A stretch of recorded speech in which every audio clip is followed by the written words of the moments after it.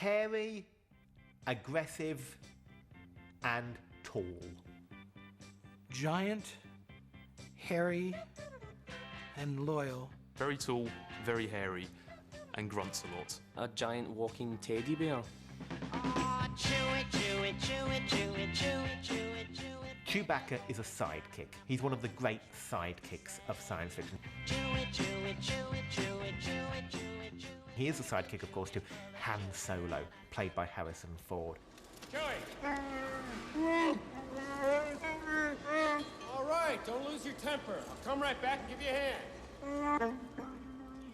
If you look at what Chewie actually does in the 3 Star Wars films, he could quite easily be taken out, and it wouldn't make any difference to the plots whatsoever. However, he was an important part of the ensemble of Star Wars. Laugh it up, fuzzball. Peter Mayhew, I think, did a wonderful job.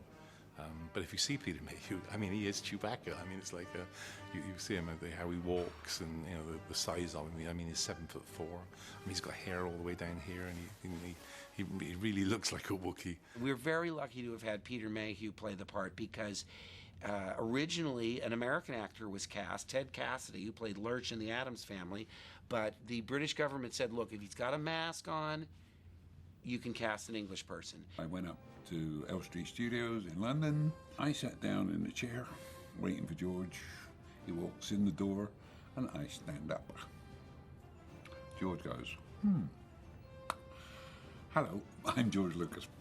And turned around and said, I think we found him. And that basically was the interview. In an hour, we were down at the costumiers in London, getting the costume made. Chewie, take care of yourself, okay?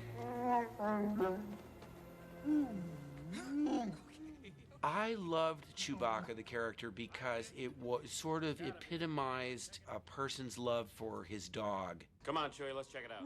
And yet it's taking that one step further to not only wishing that you could communicate with your dog, but being successful and being able to understand them.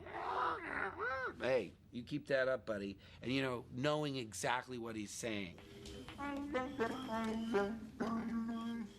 I didn't do the voice. The voice is a brown bear. Recorded in San Diego Zoo by Ben Burtt, who did all the sounds on all the movies. And he recorded it when it was happy, when it was sad, when it was hungry, when it was full.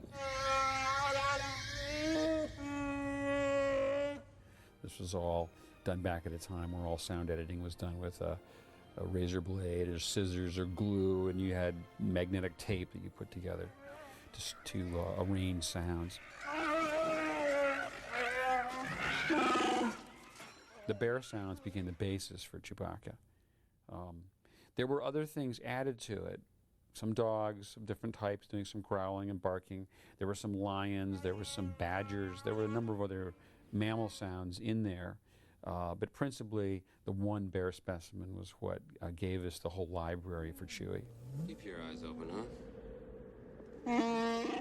These days, you know, George Lucas would do him in CGI. Thank God he didn't have computers back then. It's much better. Okay, it's a bloke in a big monkey suit, but it works somehow. Well, I sort of noticed that Harrison had a sort of a possessiveness about his Wookiee, the same that I had towards my robots. Don't be ashamed to cry. Let me see you through, 'cause I've seen the dark side too. I'll stand by you. I'll stand